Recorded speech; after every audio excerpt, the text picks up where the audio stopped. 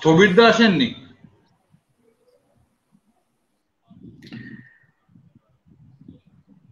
সবাইকে নমস্কার এবং দুর্গাপূজার পরে আমাদের এই প্রথম অধিবেশনে সবাইকে শারদ শুভেচ্ছা। আজকের আলোচনা একটি বিশিষ্ট বিষয় নিয়ে হচ্ছে, সামনে কালী পুজো এবং দিওয়ালি।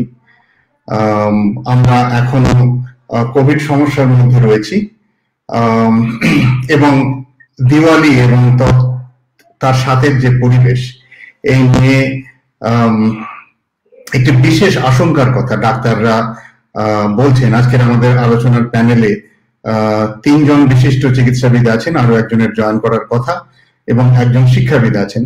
আমি ইন্ডাস্ট্রিতে কাজ করি, আমি সকলের বিস্তারিত পরিচিতিতে যাচ্ছি না, কারণ প্ল্যাটফর্মের আলোচনা যারা শোনেন তারা এদের সকলকেই আগে শুনেছেন।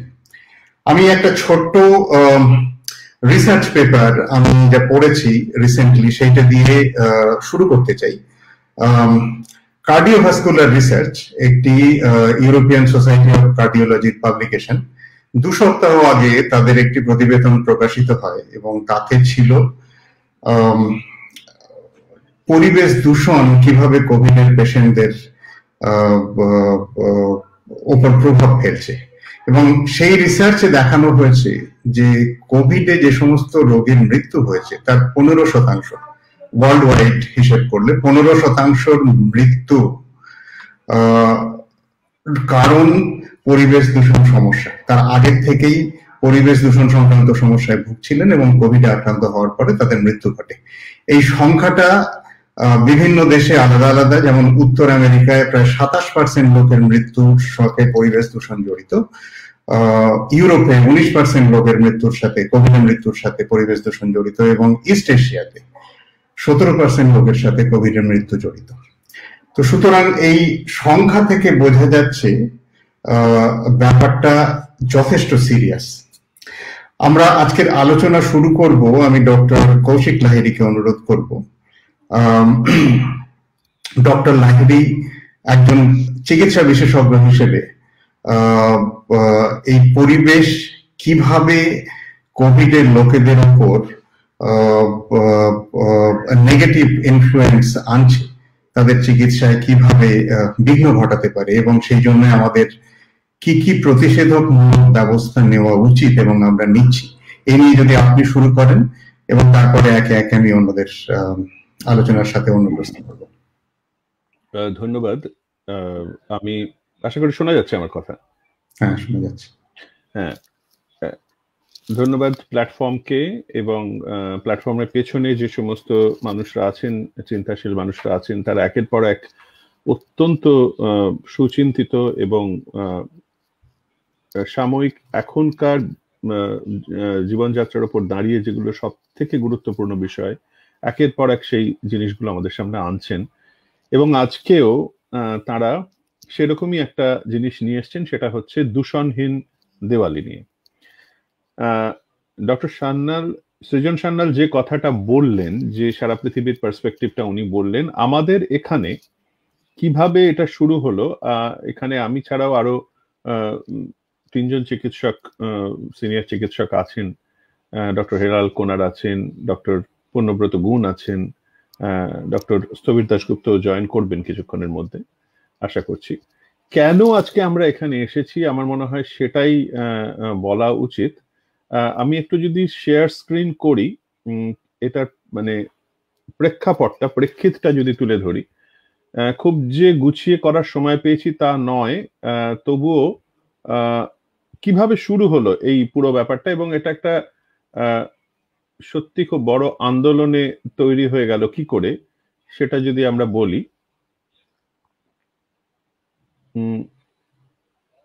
এটা শেয়ার স্ক্রিন ওয়াজ ক্যান্সেলড, মেক শিওর এটা, যাই হোক, এটা শেয়ার স্ক্রিন যদি নাও করা যায় তাও আমি বলে দিচ্ছি ব্যাপারটা।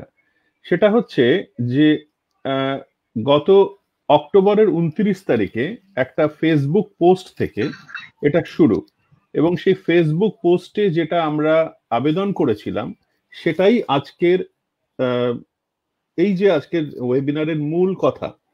সেখানে বলা হয়েছিল যে দীপাবলি এবার দূষণহীন হোক, করজোড়ে একটি সবিনয় নিবেদন। এবার দুর্গাপুজোর দিনগুলি অন্যরকম ভাবে স্মরণীয় হয়ে থাকলো, যারা আমাদের আকুল আবেদনে, আমরা বলতে গেলে আমাদের ডক্টরস ফোরাম এবং জয়েন্ট প্ল্যাটফর্ম অফ ডক্টরস, যাদের পক্ষ থেকে আমরা এখানে এসেছি, আবেদনে সাড়া দিয়ে ভিড় এড়িয়ে মুখোশ মুখে স্বাস্থ্যবিধি মেনে পরিবারের সকলে মিলে নিরাপদে এবং সচেতনভাবে উৎসবের দিনগুলি উপভোগ করেছেন, আনন্দ করেছেন, তাদের সকলকে দুহাত তুলে অভিনন্দন জানাই। শুধু নমস্কার নয়, আপনাদের অভিবাদন প্রাপ্য। আপনাদের সচেতনতা, সহমর্মিতার জন্য অনেক সহনাগরিক সুরক্ষিত রইলেন বলে আমাদের বিশ্বাস। আমরা যেটা ভেবেছিলাম পুজোর পরে একটা ওয়েভ আসবে, 2-3 সপ্তাহ পরে যেটা এসেছিল ওনামের পরে, সেটা খানিকটা ঠেকানো গেছে বলে আমরা বিশ্বাস। আর যারা অপরিণামদর্শী ভাবে আমাদের কথা না শুনে, সাবধানবাণী না শুনে তাচ্ছিল্য করে মোৎসবে মেতেছিলেন, তাদের এই অপরিণামদর্শিতার মাসুল যাতে তাদের পরিবারকে চোকাতে না হয়, সেটা আমরা বলেছিলাম। এই মুহূর্তে আমাদের রাজ্যে কোভিডের দাপটটা একটা অদ্ভুত জায়গায়, সেটা হচ্ছে 6 সপ্তাহ ধরে ক্রমেই বেড়ে চলে আবার পুজোর পর থেকে একটা সাময়িক নিচে আসতে চলেছে। কিন্তু সব মনে রাখতে হবে, আমাদের রাজ্যে কিন্তু এই মুহূর্তে প্রায় 36,000 থেকে 38,000 মানুষ অ্যাক্টিভলি কোভিডের শিকার হয়ে আছেন, প্রায় 3,18,000 মানুষ সুস্থ হয়ে উঠেছেন। আমরা জানি যারা কোভিডের শিকার হন, এটার মধ্যে কোনো মানে রকেট সায়েন্স নেই, তাদের মধ্যে বেশিরভাগ মানুষ সমস্যাটা বাসা বাঁধে ফুসফুসে, তাদের শ্বাস নিতে কষ্ট হয়। যারা করোনা থেকে নিষ্কৃতি পেয়ে সুস্থ হয়ে ওঠেন, তাদের সুস্থ হয়ে উঠতে অনেক স্বাভাবিক সময় লাগে। সামনে শীত আসছে, এই সময়টায় গোদের ওপর বিস্ফোরণ যেটা হতে চলেছে সেটা হচ্ছে এই দিওয়ালি, কালী পুজো, ছট, নানা রকমের উৎসব, সেগুলো। আমরা এই পরিস্থিতিতে অনুরোধ করেছিলাম পটকা, আতশবাজি থেকে নির্গত হওয়া যে বিষাক্ত গ্যাস, সেটা বাড়িতে বা কোয়ারেন্টিনে বা হাসপাতালে থাকা রোগীদের জন্য খুব মারাত্মক। এমনকি যারা সুস্থ হয়ে বাড়ি ফিরেছেন তাদেরও নিঃশ্বাসের দরকার।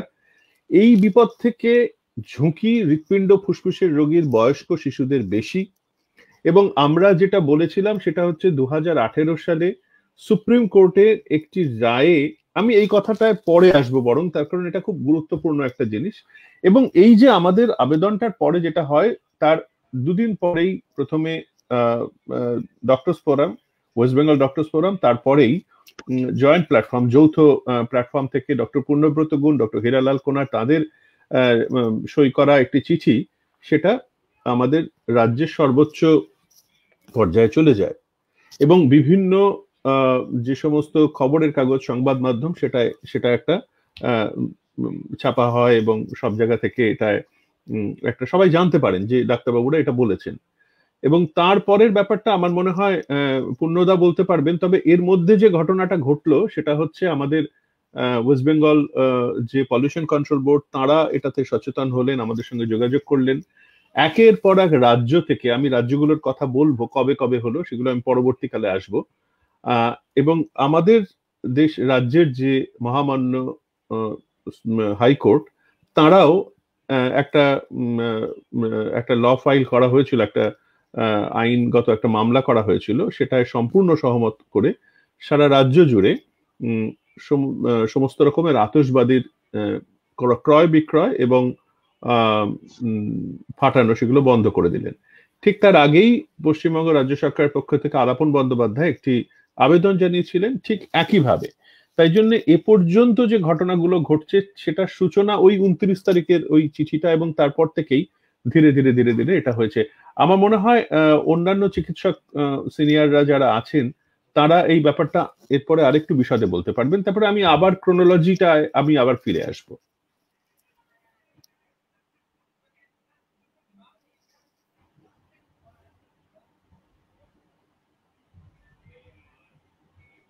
না, আপনার কথা শোনা যাচ্ছে না কিন্তু। হ্যাঁ, সরি, আমি মিউটে কথা বলে যাচ্ছি। ডক্টর লাহিড়ী, ধন্যবাদ। এবং আপনাদের এখানে আপনারা 3 জন যারা রয়েছেন এবং যারা এই উদ্যোগ নিয়েছেন জনস্বাস্থ্যের কথা মাথায় রেখে, এবং সুখের কথা আমাদের রাজ্যের প্রশাসন এবং কোর্ট, তারা সহযোগিতার হাত নিয়ে হারিয়ে এগিয়ে এসেছেন মধ্যে। আমি ডক্টর গুলের কাছে যাবো এরপরে। এর যেমন একটা দিক সরকারি নির্দেশ কোর্টের নির্দেশ, একটা এসেনশিয়াল প্রিকন্ডিশন, কিন্তু এইটা সত্যি সত্যি পালিত হবে কি হবে না তার সেটা বিরাটভাবে নির্ভর করছে জনচেতনার উপরে। আমাদের যে ডাক্তারি সংস্থাগুলো রয়েছে আমাদের রাজ্যে, তার বেশ কিছুর সাথে আপনারা নিজেরা যুক্ত, সেই সংস্থার তরফ থেকে এই গণচেতনা তৈরি করার জন্য কি ব্যবস্থা নেওয়া হচ্ছে বা কি চেষ্টা করা হচ্ছে সেই সম্পর্কে যদি কিছু বলেন।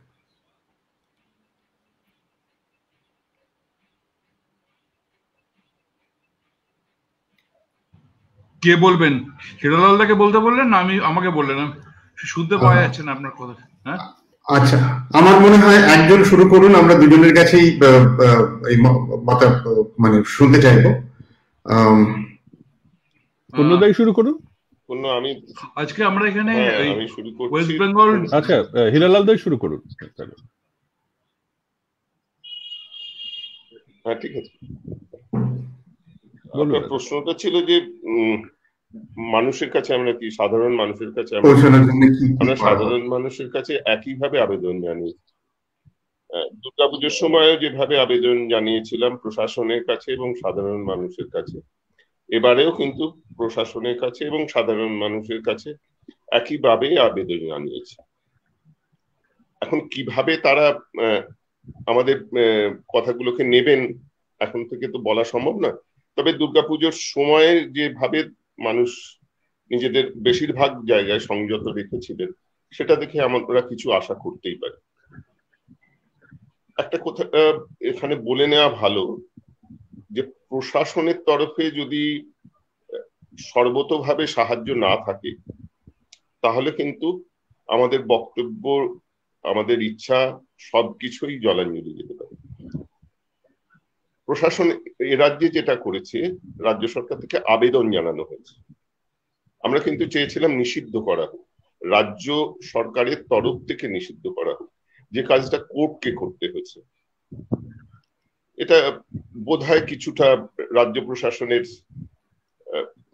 কি বলবো অনীহাও বলতে পারি, পিছিয়ে যাওয়া, ভয়, আশঙ্কা, যাই আখ্যা দেওয়া হোক, রাজ্য প্রশাসন এক্ষেত্রে যতটা সক্রিয় হতে পারতো ততটা হয়নি।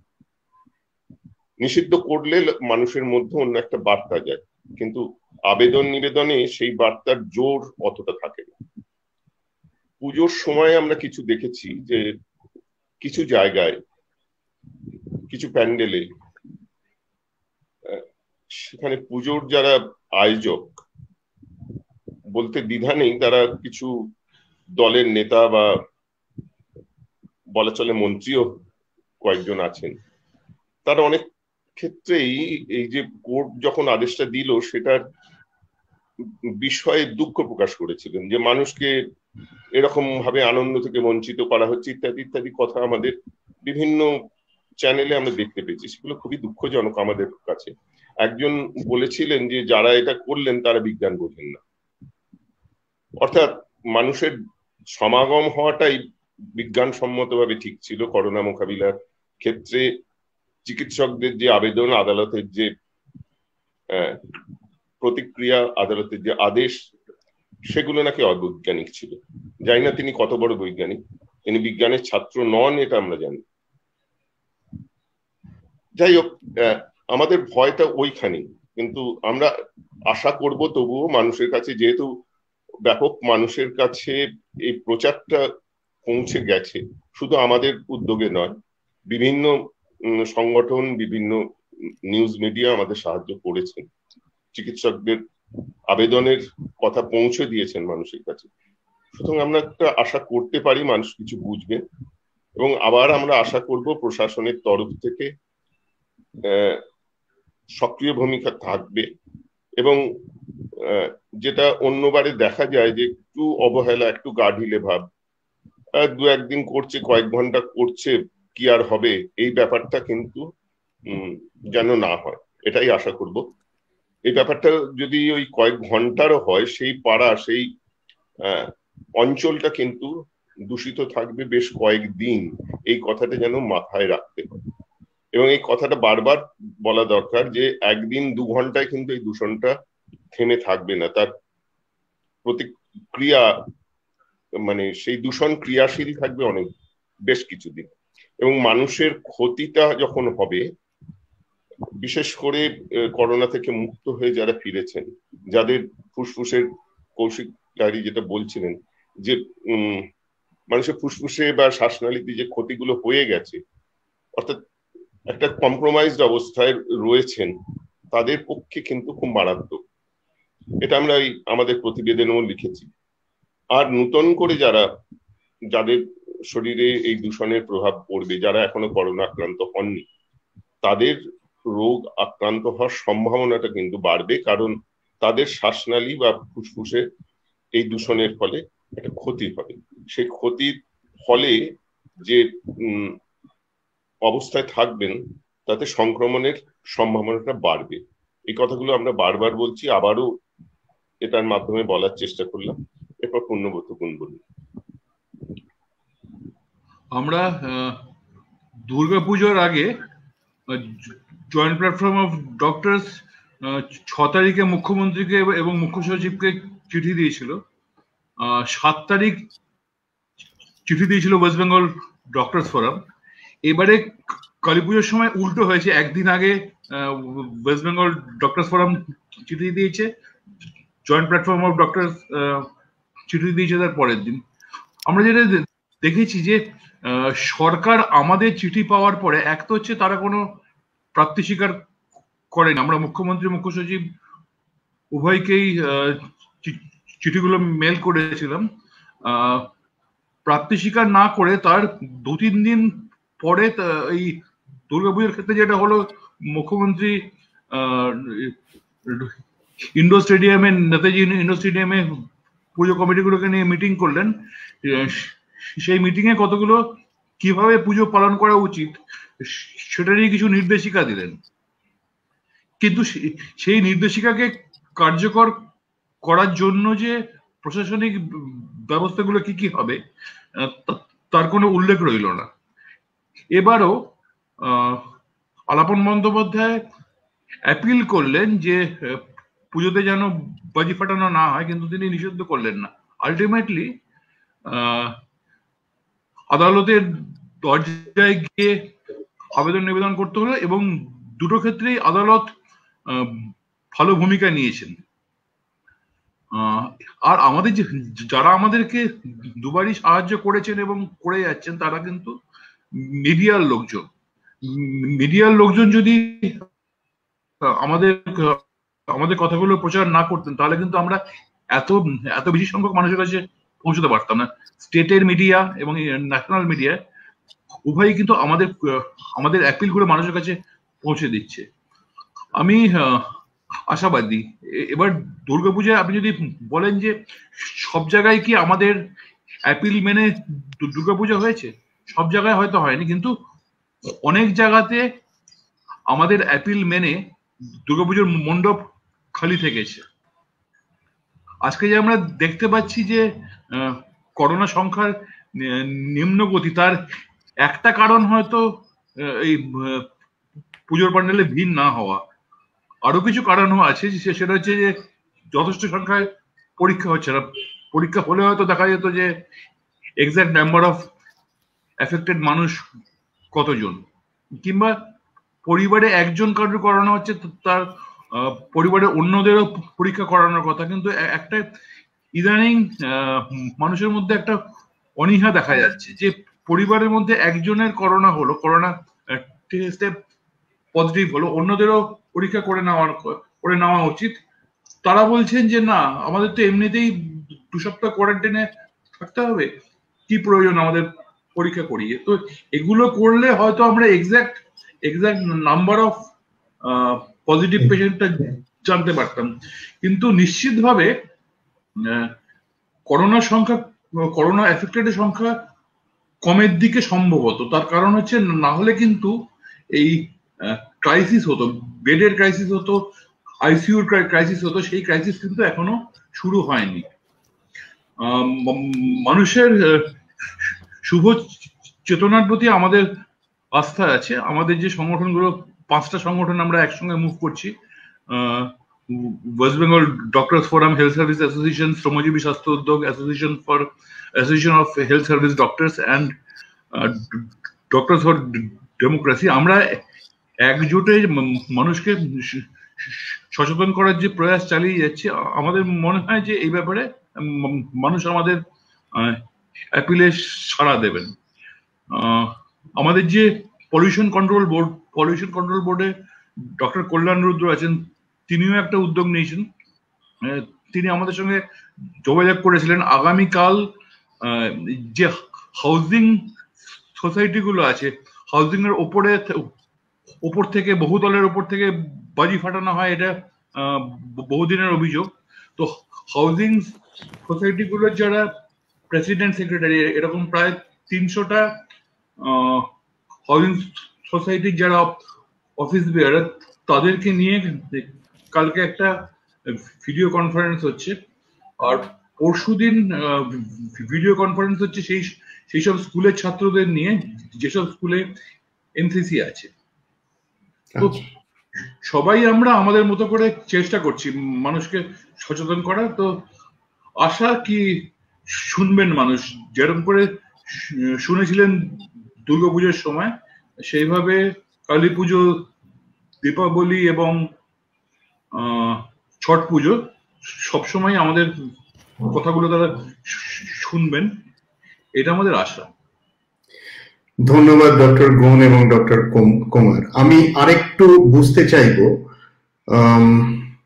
বাজি ফোড়ন বন্ধ করার দুটো রাস্তা হতে পারে বা দুটি একসাথে প্রযোজ্য রাস্তা হতে পারে। একটা হচ্ছে সাধারণ মানুষের কাছে অ্যাপিল করা, আপনারা বাজি পোড়াবেন না, এবং আপনাদের আলোচনা থেকে বুঝতে পারছি আপনাদের আবেদন সরকার এবং আদালতের কাছে তাই ছিল।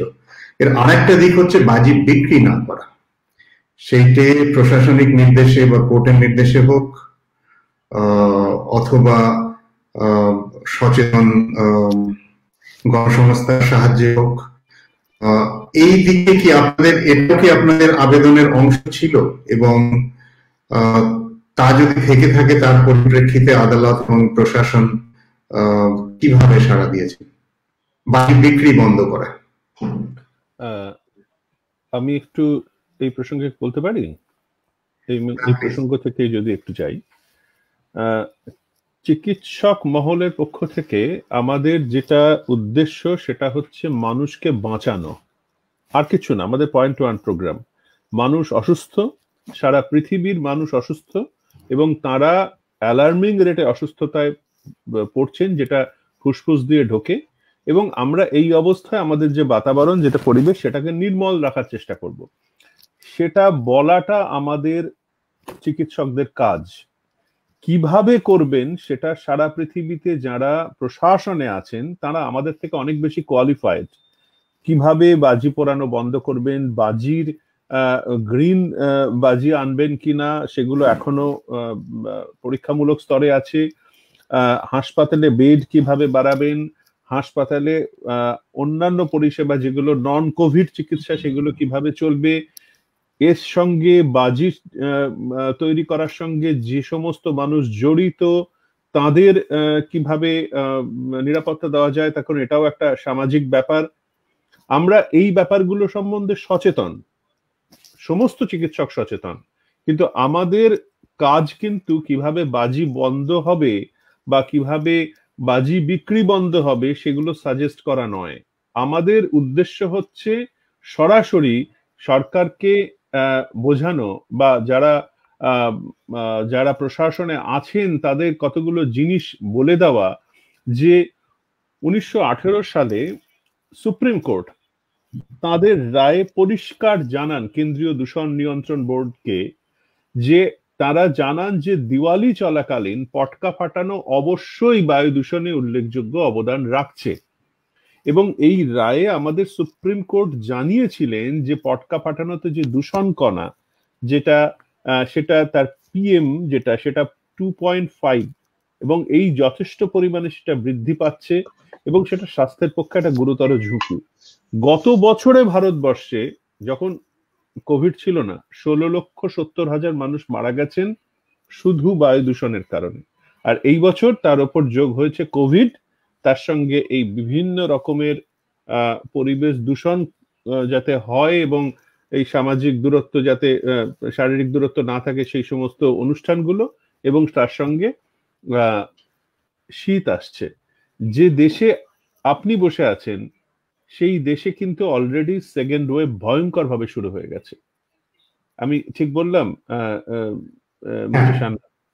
এবং সারা ইউরোপ জুড়ে, বিশেষ করে নর্থ অফ ইংল্যান্ড বা জার্মানি, বেলজিয়াম, সুইডেন, একের পর এক জায়গায় ভয়ঙ্কর ভাবে সুনামির মতো সেকেন্ড ওয়েভ এসছে। এবং সেকেন্ড ওয়েভটা মনে রাখবেন, 1919 সালে যে ফ্লুয়ের যে এপিডেমিক, সেটাতে সব থেকে বেশি লোক মারা গেছিল ওই সেকেন্ড ওয়েভেই।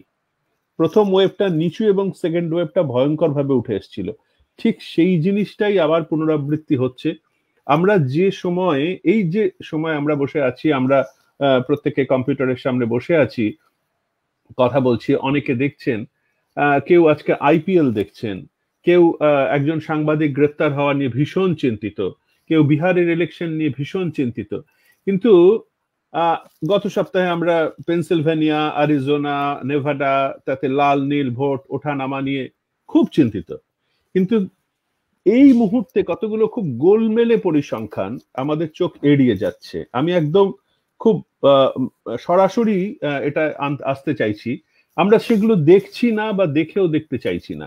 এটা একটা অদ্ভুত আত্মহত্যার সমান। সেটা হচ্ছে মার্কিন যুক্তরাষ্ট্রে আজকে 10 তারিখ, তো 4 তারিখ থেকে, মানে ভোট হয়েছে 3 তারিখ, 4 তারিখ থেকে কোভিড কেসের সংখ্যা দৈনিক 1 লক্ষ ছাড়িয়েছে এবং প্রত্যেক দিন সেটা আগের দিনের রেকর্ড ভাঙছে। আমরা যদি ওয়ার্ল্ডোমিটারে যাই তাহলে দেখতে পারবো কালকে 1,25,000 লোক মার্কিন যুক্তরাষ্ট্রে, আমাদের দেশে নয়, আমরা 138 কোটির দেশ, ওটা 30 কোটির দেশ, 28 কোটির, সেখানে দৈনিক 1,25,000 লোক কালকে আক্রান্ত হয়েছেন। পরশুদিন হয়েছিলেন 1,32,000, তার আগের দিন হয়েছিলেন 1,37,000। এটা প্রত্যেক দিনের রেকর্ড।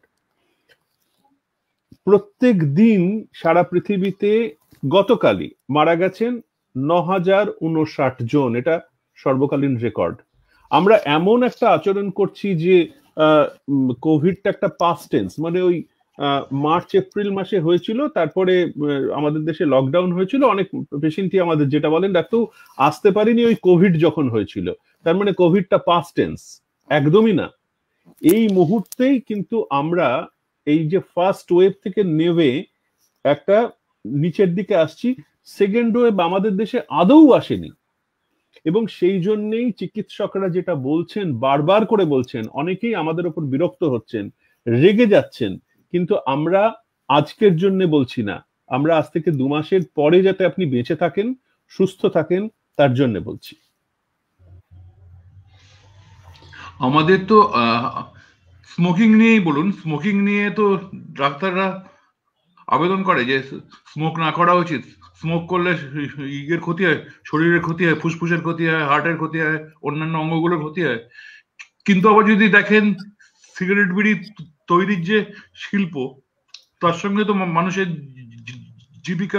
জীবিকার সম্পর্ক আছে, কিংবা মদ তৈরির সঙ্গে তো মানুষের জীবিকার সম্পর্ক আছে, অথচ মদ খেলে শরীরের ক্ষতি হয়। তো চিকিৎসক হিসেবে আমাদের এটা কর্তব্য যে কি কি জিনিস করলে মানুষের শরীরে ক্ষতি হতে পারে যদি সেগুলো অ্যাভয়েডেবল হয়।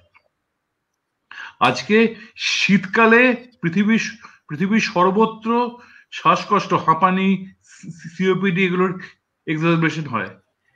ইংল্যান্ডে এমন অবস্থা হয় যে বেড পাওয়া যায় না, এমার্জেন্সিতে আজকেই দেখছিলাম যে 4 ঘন্টা অপেক্ষা করতে হচ্ছে এমার্জেন্সিতে ডাক্তার রোগীকে দেখবেন এরকম একটা অবস্থায় আসতে।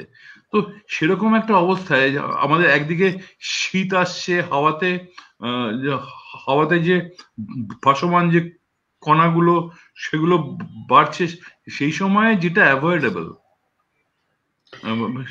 সেই অ্যাভয়েডেবল জিনিসটাকে না করাই বোধহয় ভালো। আমি আরেকটা প্রসঙ্গে আসছি মিস্টার সান্যাল, সেটা হচ্ছে এর মধ্যে আমাদের আরেকটা ওয়েবিনার হয়েছিল, অনেকগুলো 17-18টা সংগঠন থেকে, সেখানে আমাদেরই সংগঠনের সেক্রেটারি ডক্টর কৌশিক চাকি গিয়েছিলেন। সেখানে একটা অদ্ভুত প্রশ্নের সামনে আমাদের পড়তে হয়েছিল, এবং সেটা খুব ভ্যালিড প্রশ্ন। যারা সমাজ আন্দোলনের সঙ্গে জড়িত আছেন তাদের অনেকেরই এটা মনে আসবে যে সত্যিই তো, যে আমরা একটা সার্ভে করলাম, একটা সার্ভেতে দেখা গেছে 1/3 মানুষ মনে করেন যে বাজি পোড়ানো উচিত, 1/3 মানুষ জানেনই না যে বাজি পোড়ানো ব্যান করা হয়েছে, এটা পশ্চিমবঙ্গে গত 2-3 দিনের জন্য, এবং বাকিরা জানি না অথবা এই ব্যাপারটা মতামত দেননি। তা ডক্টর চাকিকে নাকি জিজ্ঞাসা করা হয়েছিল শুনলাম যে আরে মশাই 2/3 লোক তো এটা নিয়ে কনসার্নই না, কেউ কেউ বলছে জানি না, অথবা কেউ কেউ বলছে যে এটা হলেও আমাদের কিছু এসে যায় না। তো এর উত্তরটা হচ্ছে, ভেবে দেখুন, আজ থেকে 140-50 বছর আগে যখন বিদ্যাসাগর বিধবা বিবাহের প্রচলনের জন্য লড়েছিলেন বা নারী শিক্ষার প্রচলনের জন্য লড়েছিলেন, তখন কি কেউ ওপিনিয়ন পোল করেছিল? বা সতীদাহের সময় বলা হয়েছিল যে কত শতাংশ লোক সতীদাহকে সমর্থন করেন? সমাজের তো 80% লোকই সমর্থন করতেন। তখন কি কেউ বিধবা বিবাহের পক্ষে রায় দিয়েছিল বা মেয়েদের পড়াশোনার পক্ষে রায় দিয়েছিল? সমাজের তো 80% লোকই মনে করতেন মেয়েরা পড়াশোনা করলে দেশ উচ্ছন্নে যাবে। বিধবা বিবাহের পক্ষে কেউ ছিলেন না, বিদ্যাসাগর ছিলেন।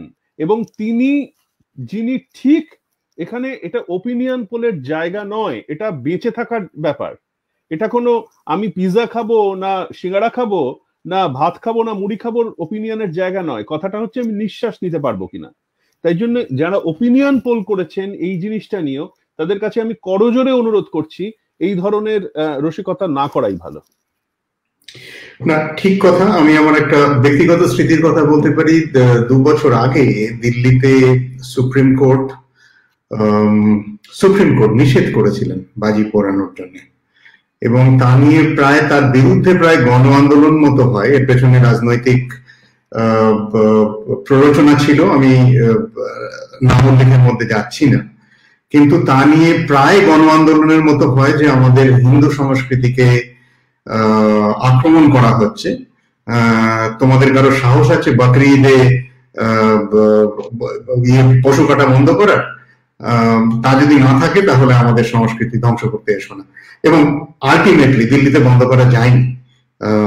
এবছর দিল্লি যদিও এখনো অ্যাডামেন্ট রয়েছে, দিল্লির সরকার, হরিয়ানা সরকার সন্ধ্যে 8টা থেকে 10টা অব্দি বাজি পোড়ানোর পরামর্শ দিয়েছেন। এখন একটু আগে যেমন বললেন ডক্টর গুণ বোধহয়, যে এর তো কোনো মানেই নেই এই কথার জন্য। আচ্ছা, এই আমার মনে হয় হিরালাল দা বলুন, তারপরে আমি এই প্রসঙ্গে একটু বলবো। ডক্টর কুমার বলুন। হিরালাল দা যদি বলেন, তারপরে আমি এই প্রসঙ্গে 2 ঘন্টার জন্য এই যে কথা, বা বিভিন্ন রাজ্য সরকার বাজি পোড়ানো কি, হ্যাঁ, অনেক রাজ্য সরকারই তো নিষিদ্ধ করেছেন। নিষিদ্ধ করার মতন সাহস দেখিয়েছেন, আর একটু ভালো করে বললে সততা দেখিয়েছেন বলা যায়। এখানে কি এমন ঘটলো যে সরকারের পক্ষে এটা সম্ভব হলো না, এটা আমাদের কাছে বোধগম্য নয়।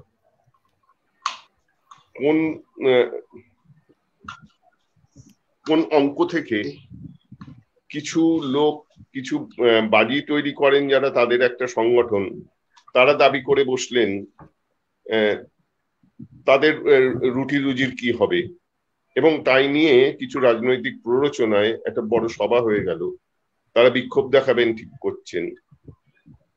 এই রাজনৈতিক খাতাগুলো আমাদের কাছে খুব আতঙ্কের, কারণ কৌশিক রায়রি যেটা বলছিলেন যে আমাদের লক্ষ্য তো মানুষকে বাঁচানো,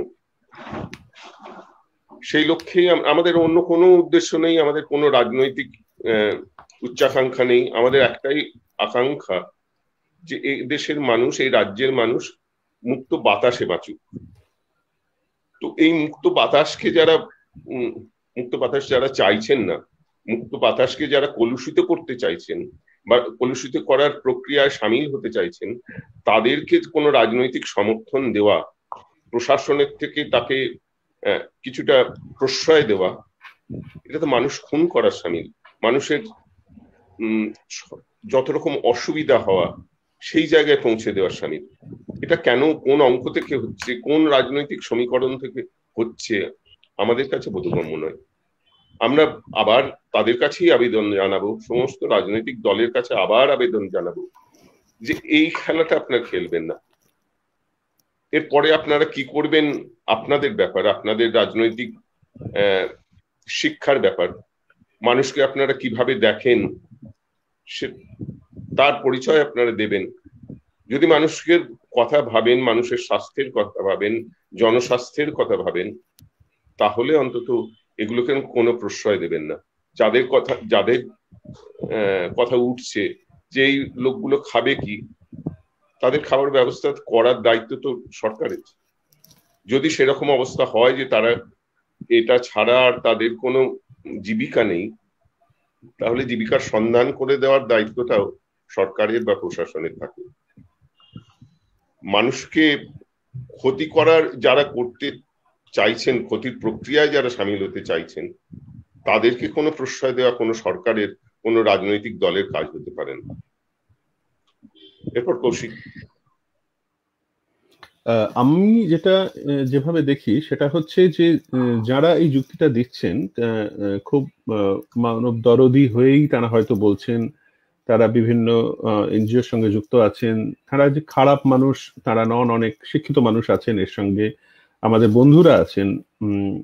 তারা বলছেন যে সত্যি গরিব খেটে খাওয়া মানুষগুলো যারা পটকা তৈরি করে বাঁচে, তাদেরও তো কিছু করতে হবে, তার জন্য তো পটকাটা রাখাই উচিত। এবং হয়তো পাঞ্জাব গভর্নমেন্ট, পাঞ্জাব গভর্নমেন্ট বলেছেন 2 ঘন্টার জন্য বাজি ফাটানো, মানে 2 ঘন্টার জন্য খুন জখম করা সেগুলো অ্যালাউড, তারপরে আবার বন্ধ করে দেওয়া হোক।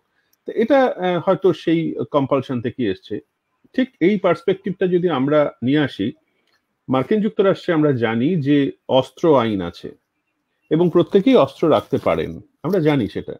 তার একটা কারণ, অনেকগুলো আমি মানে যেগুলো ঐতিহাসিক কারণ বা সামাজিক কারণে যাচ্ছি না, একটা খুব বেসিক অর্থনৈতিক কারণ আছে যার সঙ্গে রাজনীতি যুক্ত।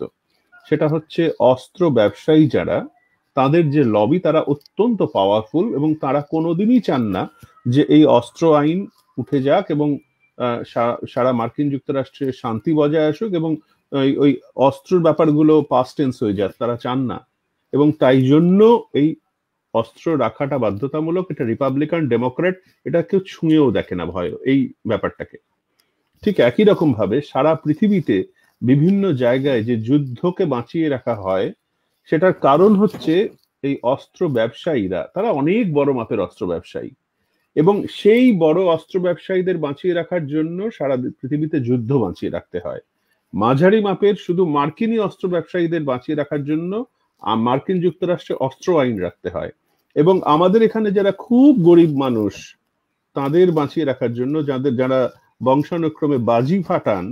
এবং এই বছর আমরা প্রত্যেক বছরই, কোভিড আসার আগেও সুপ্রিম কোর্ট রায় দিয়েছিলেন যে একেবারেই বন্ধ হওয়া উচিত, এটা কোনো সভ্য সমাজে থাকা উচিত না এরকম ভাবে রাত 2টো অবধি বাজি ফাটছে। এটা এই বছর আমরা আরো বেশি ভাবে সচেতন হয়েছি, কিন্তু তাও কেউ কেউ বলছেন যে থাকা উচিত, তার কারণ ওই যে অস্ত্র ব্যবসায়ীরা, ওই বাজি ব্যবসায়ীরা, তাদের বাঁচতে হবে। আমি খুব দুঃখিত এরকম একটা ভয়ঙ্কর তুলনা আনলাম, কিন্তু ব্যাপারটা কিন্তু এই অ-ক-খ থেকেই এরকম উপন্যাসে পৌঁছয়। এবার আমি আসছি যে রাজ্যগুলি এই ব্যাপারগুলোতে সাড়া দিয়েছেন, তাদের কথাটা বলা উচিত। প্রথম সাড়া দেন হচ্ছে রাজস্থান সরকার, তাদের আমাদের স্যালুট। এবং চিফ মিনিস্টার অশোক গেহলট, আমি এই অংশটা পড়ছি সংবাদপত্র থেকে, tweeted on Monday his government has taken the decision to ban the sale and bursting of firecrackers to protect the health of COVID-19 patients, as well as to protect the public from poisonous smoke emanating from the firecrackers. The state government has also announced a penalty of 2,000 to anyone violating the order. Rajasthan, তারপর Odisha, a day after Rajasthan, এটা গত সোমবার, তারপরে মঙ্গলবার Odisha government announced a ban on the sale of bursting firecracker, for sale and bursting দুটোই, November 10 তারিখ থেকে, মানে আজকে থেকে। In an order, Odisha Chief Secretary A.K. Tripathi জানিয়েছেন যে any person found violating the order shall be punished under the provision of Disaster Management Act. মনে রাখবেন, ডিজাস্টার ম্যানেজমেন্ট অ্যাক্টের একটা সেই সাহেবী আমলের পরেও 2005 সালে সেটা আবার রিফর্ম করা হয়েছে। সেটা দিয়ে কিন্তু অনেক কিছু করা যায়, ভালো ভালো জিনিস করা যায়। সরকার চাইলে করতে পারেন, দেখিয়ে দিলেন রাজস্থান সরকার, ওড়িশা সরকার, সিকিম ছোট্ট রাজ্য আমাদের পাশেই। তারপরে তারা জানান গত বুধবার the Sikkim government announced a blanket ban on fire crackers. ভাবতে পারছেন, পাহাড় জুড়ে বাজি ফাটতো আগে, এবং the number of cases has been on the decline. ওদের ওখানে ডিক্লাইন হচ্ছে, but it was felt the use of fire cracker again can increase their pollution and that can be hazardous to the COVID-19 patients. The chief secretary SK Gupta, ভাবুন ওরা এই মুহূর্তে decline হওয়ার পরেও ভবিষ্যতে যেন আবার বিপদে না পড়েন তার জন্য করলেন। ছোট্ট একটা রাজ্য সিকিম করতে পারলো। তারপর Delhi, the national capital, with a perennially witness toxic smog। আমরা জানি দিল্লির অবস্থা ভয়ঙ্কর, সেটা প্রত্যেক বছরই শীতে হয়, এবং সেখানে শুধু নিঃশ্বাসজনিত সমস্যায় কত মানুষ মারা যান। সেখানে chief minister Arvind Kejriwal on Thursday announced a complete ban on the use of firecrackers till November 30। তারা কেউ কিন্তু ওই আমরা যেটা করলাম আর কি, ওই আদালতের মুখাপেক্ষী হয়ে থাকেননি, তারাও কিন্তু ভোটে লড়ে আসেন। ওয়েস্ট বেঙ্গল গত থার্সডেতে আমরা, তার আগে সব আন্দোলন হওয়ার পরে হাইকোর্টে জানায় যে এখানে হাইকোর্ট আমাদের ব্যান করেন কালী পূজা, Diwali and Chhat Puja to check the spread of COVID-19 in the state. The court has banned the sale and use of firecrackers at Kali Puja, Diwali and Chhat Puja. Shobhoshachi Chatterjee এটা জানান, lawyer, and filed the PIL. Maharashtra ভয়ঙ্কর অবস্থা ছিল। মহারাষ্ট্র আমাদের দেশকে সব থেকে বেশি কেস মহারাষ্ট্র থেকে এসছে। গত শুক্রবার মহারাষ্ট্র ব্যান করে, এবং বৃহন মুম্বাই মিউনিসিপাল কর্পোরেশন তারা থার্সডে অ্যানাউন্স করে বার্স্টিং সেল সমস্ত বন্ধ, এবং 6 তারিখে কর্ণাটকা তারা এ পর্যন্ত এছাড়া হরিয়ানা এবং মধ্যপ্রদেশও এই সপ্তাহের মধ্যে, মানে দিওয়ালির আগেই তারা ব্যান করতে চলেছে। তা এইটা একটা ঐতিহাসিক আন্দোলন, এটা কিন্তু মেনে নিতেই হবে যে শুধুমাত্র কয়েকজন চিকিৎসক বলেছেন বলেই হয়নি। এটা চিকিৎসকরা, তার সঙ্গে বিভিন্ন যারা সমাজ সংস্কারমূলক আন্দোলনের সঙ্গে যুক্ত আছেন, তারা অবশ্যই বিভিন্ন রাজ্যের রাজ্য সরকার, তাদের মধ্যে যারা সুচিন্তিত ভাবে ভেবেছেন ব্যাপারটাকে অত্যন্ত গভীরভাবে, এবং অবশ্যই আমাদের রাজ্যের অনারেবল হাইকোর্ট, তাদের প্রত্যেকের কাছে আমরা চিকিৎসক মহলের পক্ষ থেকে কৃতজ্ঞ যে সারা ভারতে এরকম একটা অভূতপূর্ব বিভিন্ন রাজ্য সরকারগুলো, এটা তো একটা মানে ফেডারেল স্ট্রাকচার, ওপর থেকে চাপিয়ে দেওয়া যায় না, আলাদা আলাদা ভাবে প্রত্যেকেরই চেতনার উন্মেষ হচ্ছে, এবং তারপরে প্রত্যেকেই কিন্তু সেই একই সিদ্ধান্তে আসছেন। এটা কিন্তু ভবিষ্যতের পক্ষে খুব ভালো এবং বড় একটা লক্ষণ, আমি আশাবাদী। ধন্যবাদ ডক্টর লাহিড়ী এই বিষয়টা নিয়ে আসার জন্য। আমাদের খুব বেশি সময় নেই, 13 মিনিট সময় রয়েছে। আমি একটু প্রসঙ্গান্তরে যেতে চাইবো। পরিবেশ দূষণ যেমন একটা জিনিস, দেওয়ালি লোকজন এবং কালী পুজো সেলিব্রেট করবেন, বাড়িতে আলো জ্বালাবেন, তার জন্যে খানিকটা সচেতনতার কথা আমরা প্রত্যেকবারই দেওয়ালির আগে সবাইকে বলে থাকি। কি ধরনের বাড়িতে হাতের কাছে জল রাখবেন, কি ধরনের জামা পোশাক আশাক পরবেন। এবার তার সাথে অ্যাড হচ্ছে আমরা স্যানিটাইজার ইউজ করছি, ফ্লেমেবল সাবস্টেন্স, এবং হয়তো আরো কিছু ইউজ, তার জন্য কিছু অতিরিক্ত রিস্ক সাধারণ মানুষের কাছে এসে যাচ্ছে। চিকিৎসক হিসেবে আপনারা কি ধরনের সচেতনতা সাধারণ মানুষকে পালন করার জন্য বলবেন? এটা পূর্ণদা বলুন। আরেকবার প্রশ্নটা বলবেন। কেটে স্যানিটাইজার সবাই ব্যবহার করছে, অ্যালকোহলিক স্যানিটাইজার ব্যবহার করছে। তার মধ্যে যে বাজি পোড়ানো হয়, প্রত্যেকবারই আমরা যেগুলো বলি বাজি পোড়ানোর সময় যে সাবধানতাগুলো ব্যবহার করা, যে সামনে জল রাখা বা সিল্কের জামা কাপড় না পরা, যেগুলো খুলে ফেলা যায় সেই জামা কাপড়, বাচ্চাদের সঙ্গে বড়রা সবসময় থাকা। এছাড়া এই বছর যে স্যানিটাইজার সব জায়গায় রাখা আছে, প্রত্যেকেরই সাথে স্যানিটাইজার, এতে আলাদা করে কি বিপদ হতে পারে সেইটা জানতে চাইলেন। স্যানিটাইজারের যে স্যানিটাইজার করতে বলা হচ্ছে, ব্যবহার করতে বলা হচ্ছে, তার মধ্যে তো 70% অ্যালকোহল থাকার কথা। তো 70% অ্যালকোহলের যে স্যানিটাইজার স্বভাবতই সেটা ইনফ্লামেবল। তো বাজি ফাটানোর সময় সেটাতে সেটা থেকে আগুন লাগার সম্ভাবনা তো থেকেই যাচ্ছে। এই প্রসঙ্গে মিস্টার সান্যাল আমি একটা কথা বলছি, আজকাল আরেকটি রকম স্যানিটাইজার এসে গেছে, সেটা হচ্ছে আয়োডিন বেসড, সেটা নন অ্যালকোহলিক স্যানিটাইজার, সারা পৃথিবীতেই আজকাল আসতে শুরু করেছে। যে সমস্ত দেশে বিশেষ করে অ্যালকোহল ব্যান্ড অনেক দেশে ধর্মীয় কারণে, সেই জায়গাগুলোতে এগুলো জনপ্রিয় হতে শুরু করেছে। এবং আমাদের তো কোভিড নিয়ে থাকতেই হবে, বোঝা যাচ্ছে ভবিষ্যতে আমরা এই আয়োডিন বেসড স্যানিটাইজারের কথা আরো শুনবো। এবং এই সময়টা আমরা অনুরোধ করব যে অন্তত যেটা আমরা সাবান জলের ব্যবহারটা বাড়ান, যেখানে বাজি তো ফাটানো হচ্ছেই না, কিন্তু দীপাবলির যে দীপ সেইটা জ্বালাতে গিয়ে তার পাশে যদি একটি স্যানিটাইজারের ক্যান উল্টে যায় এবং সেখানে বাচ্চারা থাকেন, তাহলে ভয়ঙ্কর দুর্ঘটনা ঘটতে পারে। এবং এখন প্রত্যেকেরই বাড়িতে কিন্তু এই স্যানিটাইজার আছে এবং সেগুলো অ্যালকোহলিক স্যানিটাইজার। তাই জন্য এই মুহূর্তে আপনি খুব গুরুত্বপূর্ণ এটা প্রশ্ন করেছেন এবং সকলকেই এটা নিয়ে আমরা সচেতন হতে অনুরোধ করব, দুটো যেন কাছাকাছি না আসে। হ্যাঁ, সাবান জলের ব্যবহার অনেকেই অনুমোদন বলছেন, এমনকি গাড়ি করে অনেকের গাড়িতে স্যানিটাইজার থাকে, সেগুলো না রেখে জল এবং সাবানের বোতল, লিকুইড সাবান এবং জলের বোতল সেখানটা রাখলে রাস্তায় যদি হাত ধোয়ার দরকার হয়, হাত পরিষ্কার করার দরকার হয়, স্যানিটাইজারের বদলে জল এবং সাবান ব্যবহার করবেন, সেরকম পরামর্শ। এমনিতেও স্যানিটাইজ করার জন্য স্যানিটাইজার ব্যবহার করার চেয়ে সাবান জল ব্যবহার করাটা সবসময় বেটার অপশন।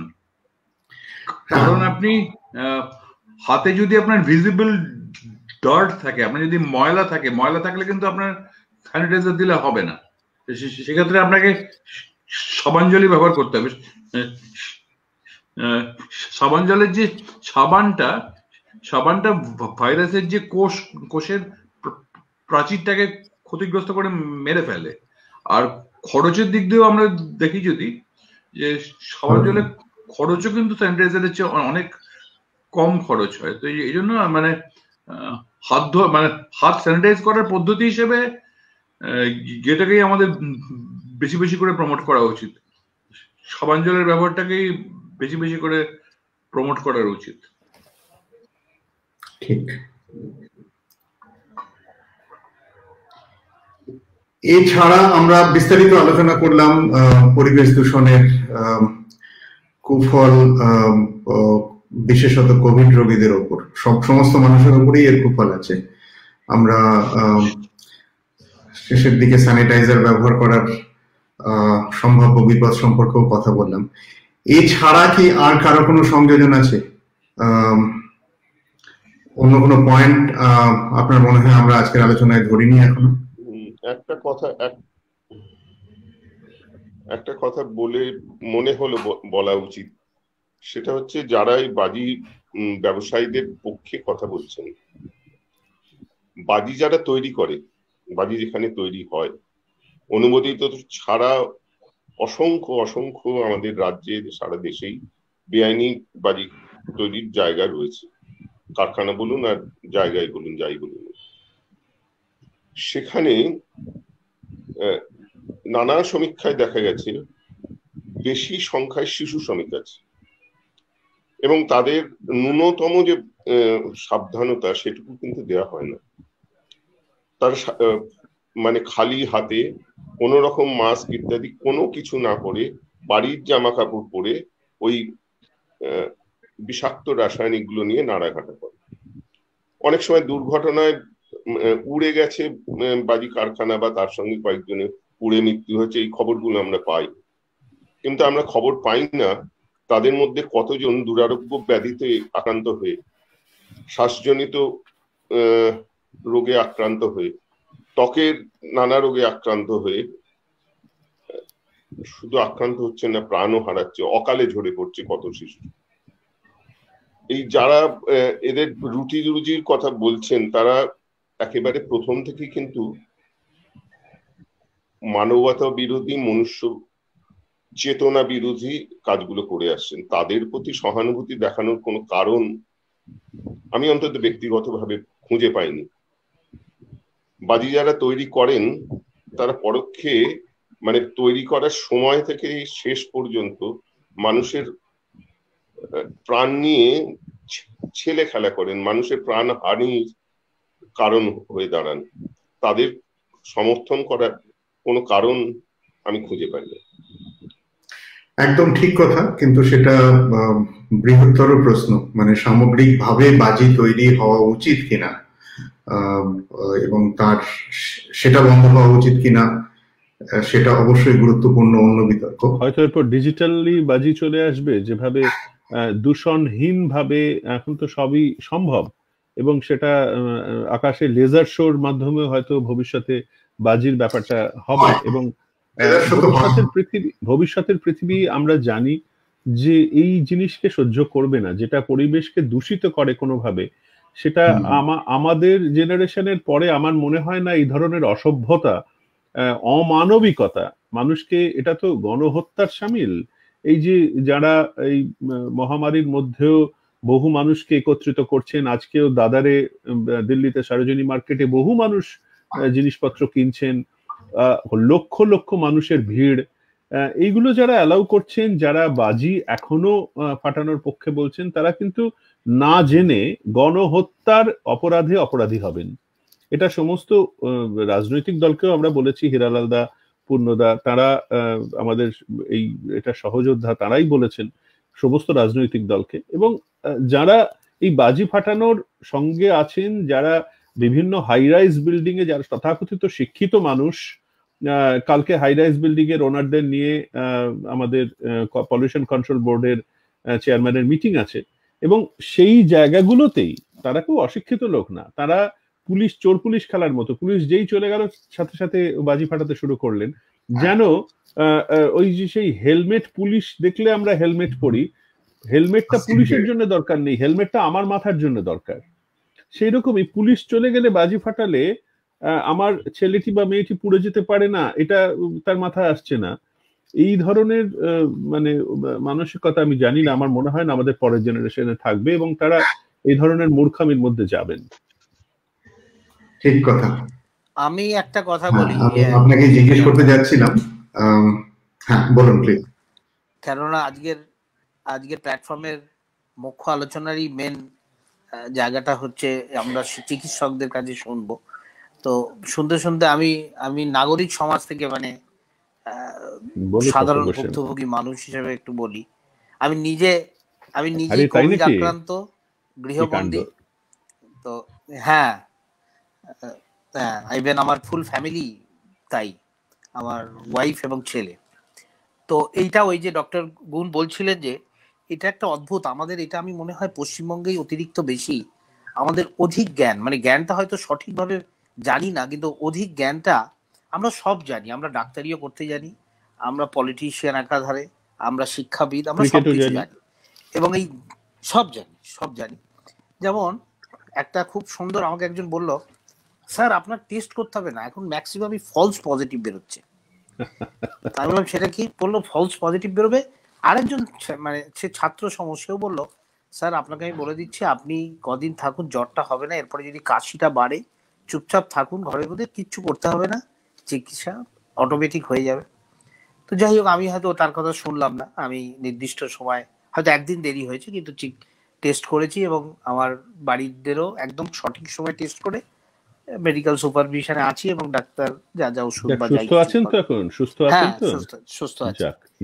তো এই যে আপনি ডক্টর লাহিড়ী যে বললেন একটা জিনিস খুব সুন্দর, যে যেসব রাজ্যগুলো ব্যান করেছে, মানে নিয়ম দিয়ে, যে কালী পুজোয় বা দিওয়ালিতে, সেখানে কিন্তু দিওয়ালিটা বড় উৎসব আমাদের এখানের থেকে, কিন্তু তারা ব্যান করে সাহসটা দেখি, যেমন রাজস্থান। ডক্টর গোস্বামী, আপনি একদম ঠিক কথা বললেন। আপনার মনে আছে পুজোর আগে আমরা আলোচনায় বলেছিলাম যে গরবা ডান্স ব্যান হয়েছে প্রথম গুজরাটে, মধ্যপ্রদেশে এবং মহারাষ্ট্রে। গরবা ডান্স কিন্তু ওদের ঐতিহ্য, ওরা বন্ধ করেছে। গণেশ চতুর্থী মহারাষ্ট্র ব্যান করতে পেরেছে, আমরা এত ডিলি ডালি করছিলাম। এবং সব থেকে ভয়ঙ্কর যেটা মিস্টার সান্যালও কথাটা বললেন, এবছর ওই যে হিন্দু মুসলমানের ব্যাপারটা চলে আসে, আমরা ভুলে যাচ্ছি স্মরণকালের মধ্যেই প্রথম হজ বন্ধ হয়েছে সৌদি আরবে, হজ হয়নি এবার। একদম আমরা কিন্তু এই কথাগুলো বলি না। একদম এই কথা নিয়ে আলোচনা করি না। অনেক ধন্যবাদ আপনাকে এটা বলার জন্য। এই নিয়মটা তো এখানে আগে নিয়ম হিসেবে আপনারা যেটা বারবার করে বিভিন্ন ফোরামের মাধ্যমে বলছেন, সত্যি কথাই আপনারা তো মানুষকে যাতে সুস্থ থাকে এটা চাইছেন। এই সহজ সত্যটা বোঝার মতো জন্য তাকে খুব পড়াশোনা করার দরকার হয় না। যে কোনো মানুষের এটা বোঝার ক্ষমতা থাকা দরকার যে কেন বলছি। আজকে কোভিডটা হলে কোভিড নিয়ে মানুষের কি ভয়ানক পরিণতির দিকে যাচ্ছে, এবং আপনি সেকেন্ড ওয়েভের কথাটা বললেন সেটা সবাই জানে যদি সে একটু পড়াশোনা করে থাকে। কিন্তু আজকাল তো পড়াশোনা না, প্রচুর ডিজিটাল মিডিয়াম, প্রচুর মানুষ সারাক্ষণ হোয়াটসঅ্যাপ আর ফেসবুক নিয়ে বসে আছে, সব জানছে। কিন্তু জেনেও আমি জানি অনেক বাড়িতে আমার নিজের বন্ধু বান্ধবদের মধ্যে বললো না ওই আমার হয়েছে তার মানেই ধরে নিলাম অন্যদেরও হয়েছে, অন্যদের হোক না হোক ঠিক আছে মেনে নিলাম। কিন্তু এই জায়গাটা বুঝতে পারছে না যে এই 2-3 মাস পরে এই জায়গাটা কোন জায়গায় পৌঁছতে পারে। যাই হোক, আমার মনে হয় আপনাদের এই প্রয়াসটা ভয়ানক ভালো। দুর্গাপুজোয় আমরা এফেক্ট তো ডেফিনেটলি দেখেছি, তবে সব এফেক্ট দেখতে পাওয়া যায় না, কারণ ওই যে বললাম আমরা অতি বোদ্ধা। এবার কালী পুজোয় বা দিওয়ালিতে সেটা কিন্তু আরো ভয়ানক হতে পারে, কারণ এখানে একটা জিনিস প্রজ্বলনের ব্যাপার আছে এবং তার সাথে বায়ু দূষণ, সেটা আরো ভয়ঙ্কর হতে পারে। আগে ছিল ভিড় দূষণ, সেটা একটা। তো আশা করব যত মানুষের শুভবুদ্ধি উদয় হবে তাতে আমরা ভালো থাকবো। থ্যাংক ইউ, আপনাদের অসাধারণ বক্তব্য প্রত্যেকটা জিনিস। আমার মনে হয় প্ল্যাটফর্মের থ্রু দিয়ে সবাই এটা বুঝতে পারবে এবং চারিদিকে ছড়িয়ে যাক। ধন্যবাদ সবাইকে আপনাদের। একটা জিনিস আমি শেষ করার আগে বলবো আবার, সেটা হচ্ছে যে যারা কোভিড-19 থেকে সেরে উঠছেন তাদের প্রত্যেকেরই যে ফুসফুস স্বাভাবিক হয়ে যাচ্ছে এরকম কিন্তু নয়। এদের মধ্যে বেশ কিছু মানুষ থাকছেন এরকম যাদের ফুসফুসের যে হাওয়ার থলিগুলো, অ্যালভিওলাস গুলো, সেগুলো ফাইব্রোসিস হয়ে যাচ্ছে। সেই ফাইব্রোসিসের মধ্যে দিয়ে অক্সিজেন আদান প্রদান, অক্সিজেন এবং কার্বন ডাইঅক্সাইড যে আদান প্রদান হয় আমাদের শ্বাসকার্যে, সেটা ঠিক মতো হচ্ছে না। তাদের ক্ষেত্রে কিন্তু এই বাজির বিষয়টা প্রাণঘাতক হতে পারে। এইটা আমরা মনে করাতে চাইছি যে যাদের আপনারা আপাতত সুস্থ দেখছেন তাদের প্রত্যেকে হয়তো সুস্থ নন, এবং হোম আইসোলেশনে প্রচুর মানুষ আছেন। হোম আইসোলেশনে ডক্টর গোস্বামীর মতো প্রচুর মানুষ তো আছেন। তাদেরকে এই পলিউশনের মধ্যে ঠেলে দেওয়াটা কোনোভাবেই উচিত হবে না। হ্যাঁ, এটা খুবই গুরুত্বপূর্ণ পয়েন্ট ডক্টর গুণ, যে এই সাসপেন্ডেড পার্টিকেলের ঠিক এক্সাক্ট প্রভাব কোথায় মানুষের স্বাস্থ্যের উপরে, সেটা মানুষের বোঝা দরকার। একবার শেষবারের মতো doctor Lahiri, doctor Kumar, doctor Goswami, আপনাদের যদি কোনো শেষ বক্তব্য থাকে আজকের আলোচনায় তাহলে প্লিজ বলুন, পরে কনক্লুড করব আজকের আলোচনা। একটাই কথা, সেটা হচ্ছে দিওয়ালি এবার দূষণহীন হোক, দীপাবলি এবার দূষণহীন হোক, প্রকৃত অর্থে আলোর উৎসব হয়ে উঠুক, আমাদের মনেও আলো জ্বলুক। একটা কথা আমাদের মনে রাখা উচিত, সেটা হচ্ছে আগে বাঁচি পরে বাজি। ঠিক, ঠিক। আমারও বক্তব্য তাই। আমারও বক্তব্য হচ্ছে নিজে বাঁচুন, অন্যকেও বাঁচতে সাহায্য করুন। Very good. ডক্টর কুমার, আপনার কোন শেষ বক্তব্য আজকের আলোচনায়? আমরা দিওয়ালিতে চাই মুক্ত বাতাস থাকুক, সুস্থ বাতাস থাকুক, আমরা যেন বাতাসকে দূষিত না করি, অন্যের মৃত্যুর কারণ না করি। Thank you. ডক্টর গুণ, আপনার শেষ বক্তব্য আজকের। কৌশিক বলেই দিয়েছে, এবার আমাদের দূষণহীন দীপাবলি চাই, বাঁচি আগে তারপরে বাজি, এটাই আমাদের স্লোগান হোক। সবাইকে অসংখ্য ধন্যবাদ। এবারের দীপাবলি দূষণহীন হোক। সবাইকে দীপাবলির আগাম শুভেচ্ছা। এখানটায় প্যানেলে যারা আছেন এবং যারা এই আলোচনা শুনলেন, ধন্যবাদ, ভালো থাকবেন। থ্যাংক ইউ, ধন্যবাদ, নমস্কার।